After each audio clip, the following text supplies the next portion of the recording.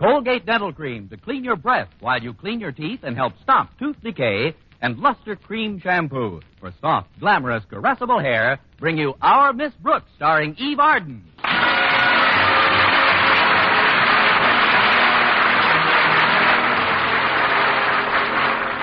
It's time once again for another comedy episode of Our Miss Brooks, written by Al Lewis. Well, with spring upon us, bigger and better playgrounds for children are the order of the day.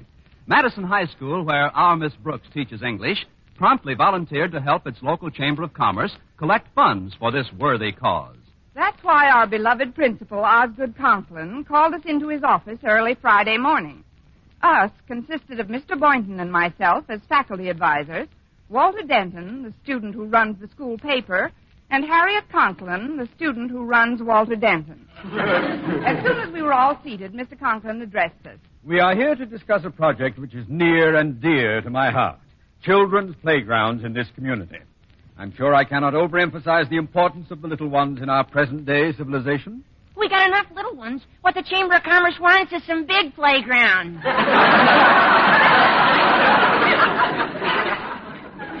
If that was intended as a witticism, Denton, it missed the mark. I don't know. I thought it had a certain... Quiet, Miss Brooks. To help raise money for this worthy project, we are holding a charity auction in our gym at 4 o'clock this afternoon.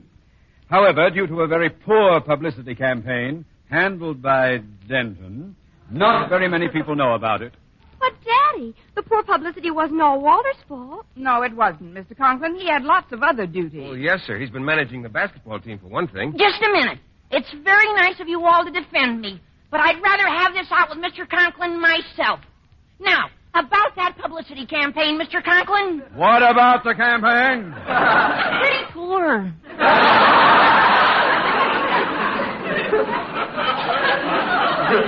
Thank you.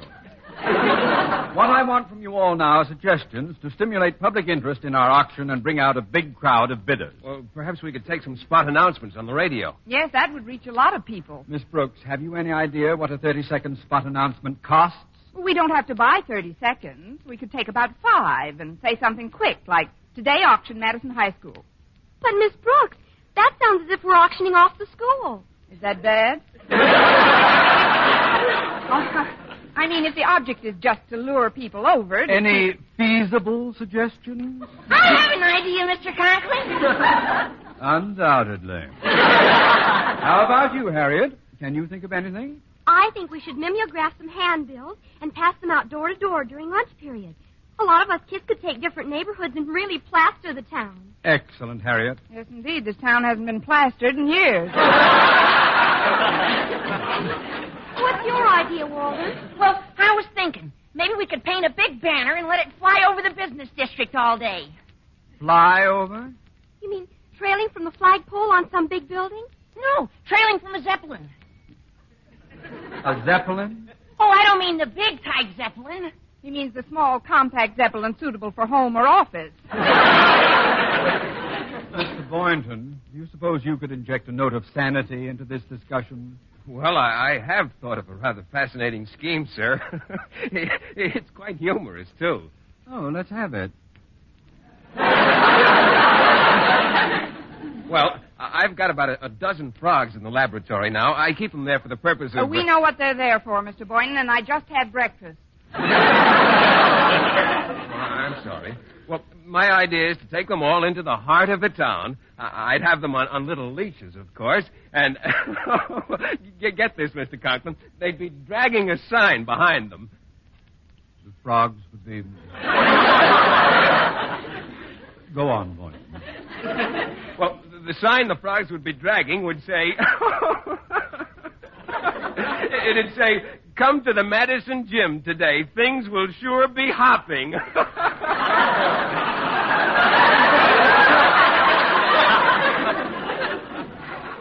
Mr. Boynton, you have my permission to take your idea and hop out of this room. I really think the handbills will do the trick, Daddy. So do I, Harriet. Miss Brooks, do you concur? Frequently. Oh, I'd like to discuss something now that we all seem to have overlooked. Namely, if our auction is to be a success, we lack one fairly important item. What's that? something to auction off. A very cogent observation. However, the members of the student body were asked to bring their parents' donations to school this morning and leave them just outside the classrooms. You, Miss Brooks, will be in charge of augmenting these donations. Me? Oh, but Mr. Conklin, I've got other things to Now, do which are tell going the to take truth, up... Miss Brooks. Is there anything as important as raising money for children's playgrounds? Yes, sir. Raising children for the playground. You hear that, Mr. Boynton? When are you going to ask... Quiet, Walter. Mr. Conklin, I want to help in this campaign, but I And really you're don't... going to? I know where we might be able to get some more merchandise for the auction. From Mr. Jessup. He's a pretty good friend of my dad's. Oh, you mean J.D. Jessup, the big real estate man? Yes, sir. He's the biggest philanthropist in this part of the country. Contributes to everything and anything. He's a natural-born sucker for a worthwhile cause. Charmingly put, Walter. And do get in touch with Mr. Jessup. Now, Mr. Boynton, you will see to it that the auction tables are set up in the gym. Oh, yes, sir. You, Miss Brooks, with the assistance of my daughter, will inspect the merchandise outside the classrooms and jot down the approximate value of each object prior to the auction. But, Mr. Conklin, why do I have to go through all that? Because in addition to obtaining more material for this affair, I have also decided to put you in charge of auctioning it off. Meetings adjourned. Oh, but, sir, I said meetings adjourned. Good day, all. Good day. Bye, Daddy. Golly, that's quite an honor Daddy conferred on you, Miss Brooks. Just think, you're head auctioneer. Yes, and we both know whose head I'd like to auction off first.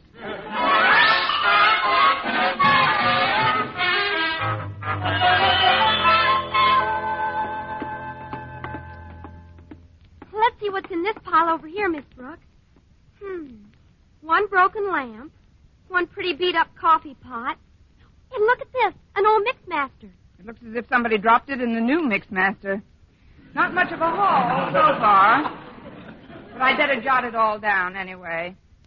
Now, what's this? A box of Christmas tree ornaments. That's timely. One woolen sock, a busted harmonica, and here's one ice skate. One ice skate? That'll be for the fellow who gets the one sock. Oh, here's an item that should bring in plenty. A rusty doorknob. Here's a pair of torn woolen gloves. And look at this, Harriet. One Blue Jay corn plaster. That's for the fellow with the one sock and the ice skate. Oh, we've got to do better than this. Daddy would have donated some things himself, Miss Brooks, but we traded in all our old furniture for the stuff that's going into our new house. Oh, that's right. You're moving soon, aren't you? Uh-huh. Late this afternoon. I'm sure Daddy will invite you over as soon as we're settled. Your mother might, but not your daddy. He's been angry with me all week, Harriet. That's why he's piling all this extra work on me, to get even. Get even for what? A slight accident that occurred in his office on Monday. He asked me to cut the price tag off a new umbrella he'd bought. And? I took a scissors and went after it. Unfortunately, my hand slipped and I cut a nick in the material of the umbrella. How big a nick? 2 yards. Ever since then, he's been looking daggers at me, or at least sharp umbrellas. Well, I've got to get into my next class, Harriet. We'll have to continue this checkup during study period. All right, Miss Brooks. And please don't take Daddy's tantrums too seriously. Just remember, his bark is much worse than his bite. An even more appropriate slogan would be, let sleeping dogs lie. What? Oh, I'm sorry, Harriet. I didn't mean that the way it sounds. I wouldn't for a minute want you to think that I considered your father asleep.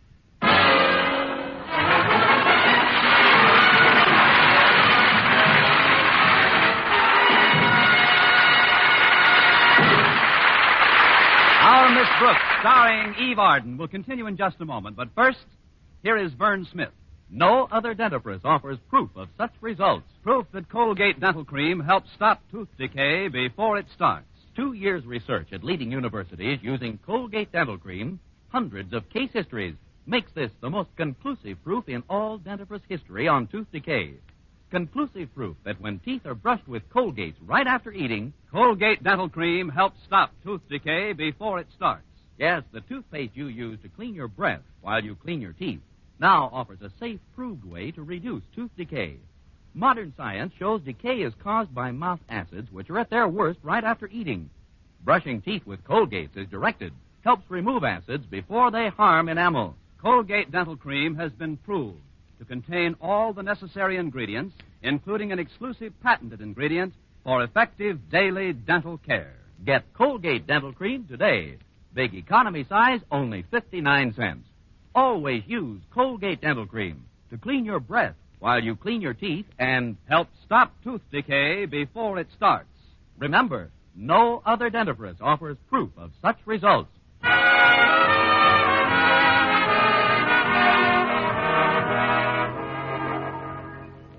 What with rounding up additional donations for the charity bazaar and doing a little teaching on the side, I had quite a busy morning. When lunch period rolled around, I was still in a collecting mood, so I decided to have lunch with Mr. Boynton, a collector's item if I ever saw one. Well, here's a nice table by the window, Miss Brooks. Oh, good. Now we can throw the food away without any trouble. Oh, it isn't as bad as it was. I think the food's picked up. I know. They don't want you to step in it. Well, the gym's all set for the auction this afternoon. I'm glad you reminded me, Mr. Boynton. You know, some of the donations are in pretty good shape. And there may be some real bargains on the block this afternoon. Do you think so? Absolutely. If somebody wanted to furnish a little love nest, for instance, he could probably do it for next to nothing. I'll bet he could at that. Yes, sir. Anybody with marriage on his mind could save a pretty penny today. Get a real cozy apartment started. If I run into anybody contemplating such a step, I'll certainly tell him about it. Well, I tried. No, I could use a couple of things for my apartment at that. When you inspected the stuff this morning, you didn't run across a pair of andirons, did you? As a matter of fact, I did. I don't know who donated them, but they look almost brand new. Well, gee, maybe I can pick them up reasonably at the auction. Well, why wait? We can go look at them right after lunch. And if you like them, we'll have a one-man auction, and I'll see that you get them for a fair price. Oh, but Miss Brooks, would that be fair to the general public? Oh, haven't you heard? They've got andirons.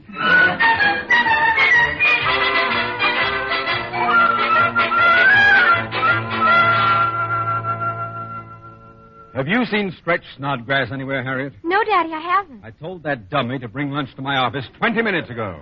Please, Daddy. That's no way to talk about Madison's star athlete. He may be a star athlete, but it's his brains that need the exercise. Calm down, Daddy. I'm going into the cafeteria now, and I'll see what's keeping him. Oh, before I go, Daddy, I just spoke to Mother on the phone, and she told me all the living room furniture has been delivered to the new house. She says she just knows you're going to love it. Mother has such wonderful taste, don't you think? Obviously, she married me. Oh, one more thing, Daddy. The store made a mistake and delivered our andirons to the school here instead of the new house. They're right outside your office now. Well, what am I supposed to do with them? Bring them home with you after school.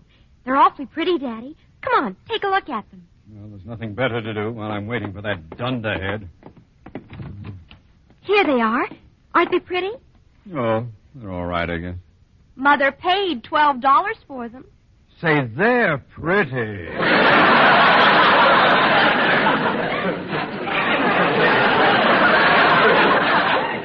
Well, I'd better get into the cafeteria.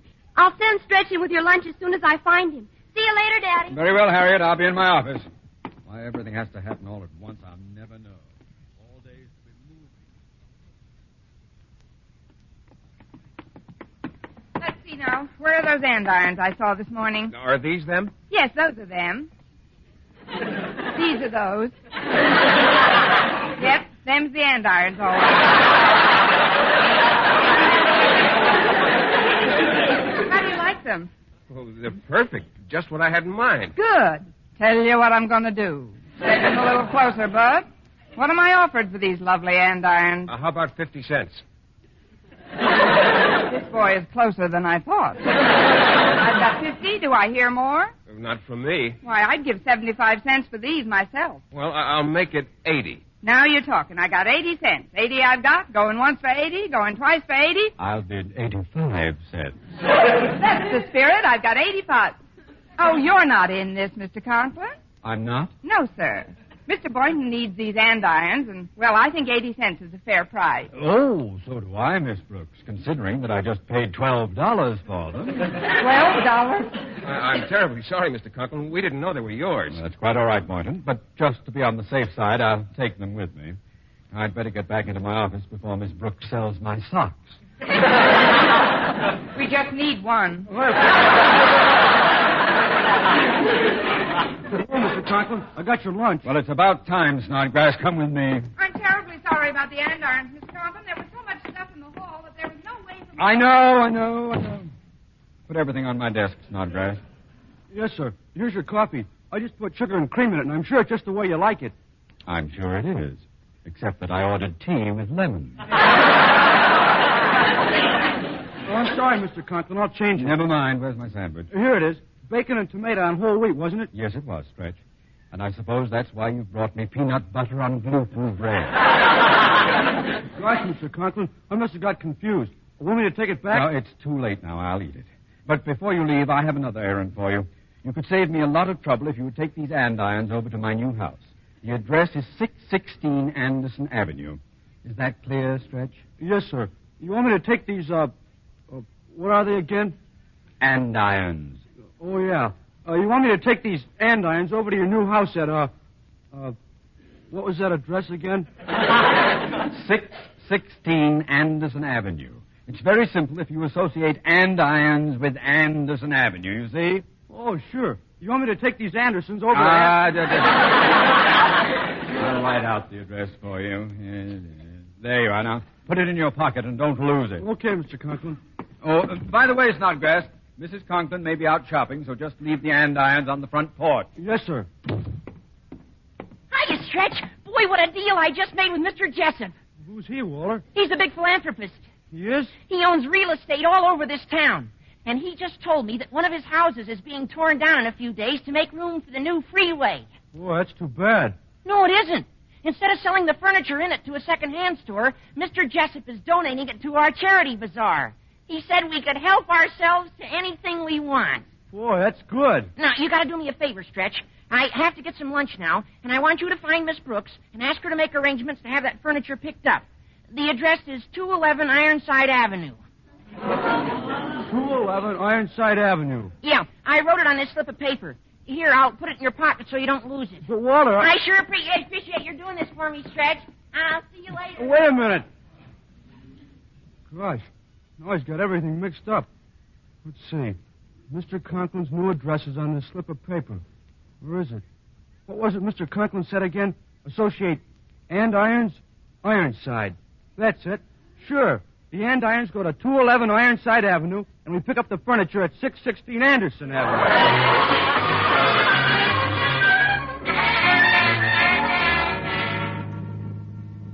It was certainly generous of Mr. Jessup to donate a house full of furniture. It sure was. Even if he is a big Steady, boy. I hope we're near the place. It's 3:15, and the auction's supposed to start at 4. Besides, I've ordered the moving van for 3:30. Oh, it's only another couple of blocks. Well, I'm sorry I was late picking you up, Miss Brooks, but I had to drop some andirons off at Mr. Conklin's new house. I know them well. I almost sold them to Mr. Boynton. Well, this is the place. 616 Anderson Avenue. Say, that's a rather pretty house. It's a shame they have to tear it down and make room for the freeway. Come on, Miss Brooks. Let's go and pick out the furniture we want for the auction. All right, Stretch. Have you got a key to the place? Walter didn't say nothing about no key, but I'll get us in all right. I'll just kick in a window. But, Stretch, you can't do that. Why not? The place is being torn down anyway. Oh, I know, but that's... What'd you say, Miss Brooks? I was just making conversation. Well, this window's too small. I can't reach the doorknob. Oh, wait, there's a French window over here. This one's on me. I've got French heels on. Well, let me help you. You know something, Stretch? One more kick and the freeway can go through here without moving the house.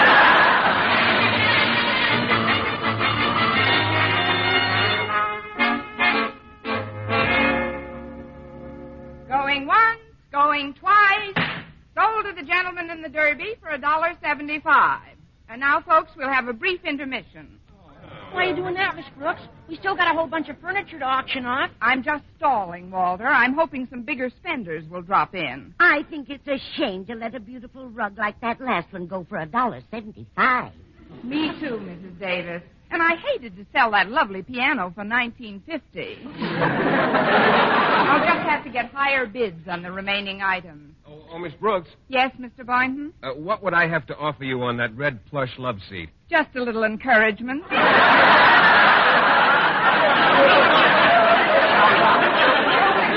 You mean money. Well, it's hard to tell, Mr. Boynton. I have an idea how we can get higher prices. Connie, why don't I act as sort of a shill? A shill? Yes, I learned that word from my brother Victor. When I was a little girl, he was in the theatrical business, you know. Yes, I know, Mrs. Davis. During intermission, he always used to sell me the first box of Cracker Jack with a wristwatch in it. What I'll do is just stimulate the bidding a little. Well, it is for a good cause. Hello, Miss Brooks, everybody. I trust the money is pouring into the till. Frankly, Mr. Conklin, it's just drizzling in. I'm waiting for Harriet's handbills to show a little better result. Have a seat and make yourself at home, won't you? Well, that should be easy, Miss Brooks. As I look at this furniture about me, I feel as if I am at home. Take that lamp, for example. It's almost an exact duplicate of one my wife bought last week. Cost over $40. What did that one go for, may I ask? $7.50. $7.50. That is a bargain, isn't it? Now then, inasmuch as this project is so close to my heart, I think I should participate. Now, take that red plush love seat, for example. It would be a perfect match for one I have at home. Paid $150 for it. Put it up for auction right now, Miss Brooks. But, Mr. Conklin, this is intermission. Well, just for our little group. Those others seem quite lethargic anyway. But it's supposed to be a public auction, Mr. Conklin. Well, we're the public, aren't we? Mrs. Davis, Denton, Mr. Boynton. That'll be plenty. How much money do you have, Denton? $2. Oh, fine. How much have you got, Mr. Boynton? About $45. Somebody died? Well, let's begin, Miss Brooks. And put up the love seat now. I'll start the bidding. I bid $3. Already I'm shut out of the bidding. No, I kind of had my eye on that, too. I'll offer $5. Going. $10. 15. Going. 25. 35. 40. 45. 46. I bid $47. Wait a minute. How can you bid $47? I'm loaning my $2 to Mr. Boynton. They're not doing me any good. I'll put an end to this bidding right now. I bid $50. Yes, sir. I bid $50 for this lovely red plush love seat. Going once, going twice. 55. Where did that come from? Oh, it's you, Mrs. Davis. Well, if you bid 55, I guess I'll have to bid... 65. 75. 80. 85. I've got 85. Going once, going twice. Last chance. Let's have another bid, or this gentleman gets it for 85. Going. Remember, folks, in addition to this beautiful love seat, I'm throwing in absolutely free a box of Cracker Jack. 86.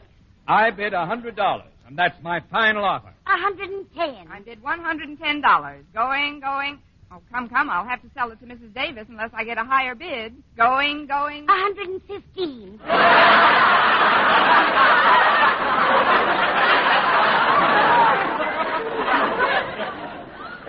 You can't do that, Mrs. Davis. You're bidding against yourself. Oh, what's the difference? I'm just a shill.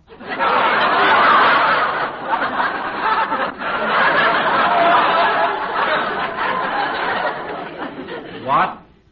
I demand that we revert back to my last bid of $100. Sold to Mr. Conklin.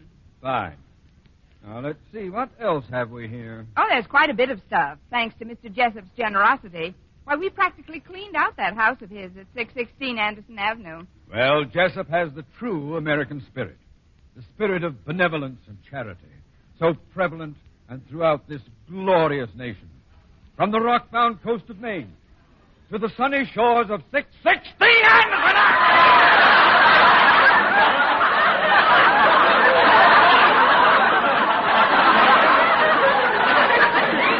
Please, Mr. Conklin.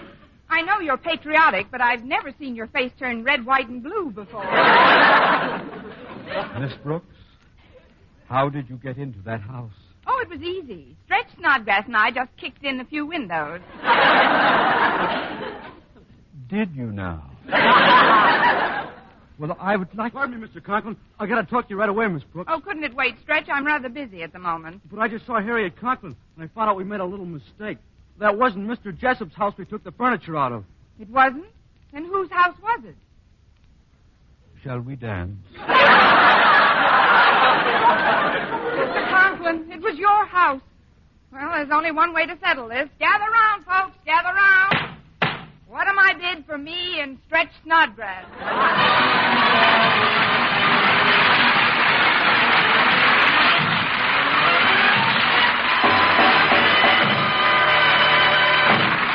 Eve Arden as our Miss Brooks returns in just a moment, but first... Dream girl, beautiful luster cream girl. Tonight? Yes, tonight, show him how much lovelier your hair can look after a Luster Cream shampoo. Luster Cream, world's finest shampoo. No other shampoo in the world gives you K-Duma's magic blend of secret ingredients plus gentle lanolin. Better than a soap, better than a liquid. Luster Cream is a dainty cream shampoo. Leaves hair 3 ways lovelier. Fragrantly clean, free of loose dandruff, glistening with sheen. Soft, manageable. Even in hardest water, Luster Cream lathers instantly. No special rinse needed after a Luster Cream shampoo. So gentle, Luster Cream is wonderful even for children's hair. Tonight, yes, tonight, try Luster Cream shampoo. Dream girl, beautiful luster cream girl. You owe your crowning glory to a luster cream shampoo. And now, once again, here is our Miss Brooks. As Mr. Conklin slowly turned a deeper shade of purple, there was another flurry of activity in our corner of the gym. 180. 185. 190. 195. Miss Brooks, what's going on? Step aside, Harriet. I'm taking your father's blood pressure.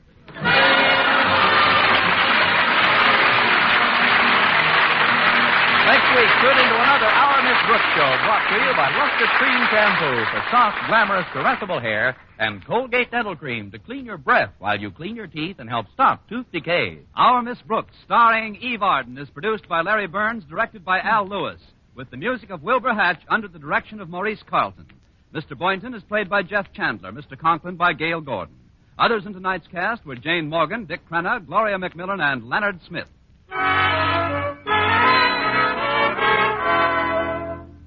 For a beauty bath that brings you glamour from head to toe, get bath-size Palmolive soap. Yes, ladies, for a velvet smooth beauty lather that caresses your skin, leaves your whole body glowing with the warm blush of fragrant loveliness, enjoy a beauty bath with bath-size Palmolive.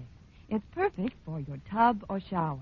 Just the gentlest massage over your body creates a glorious lather that leaves your skin delightful. Yes, for the most luxurious bath you've ever had, get big bath-size Palmolive soap.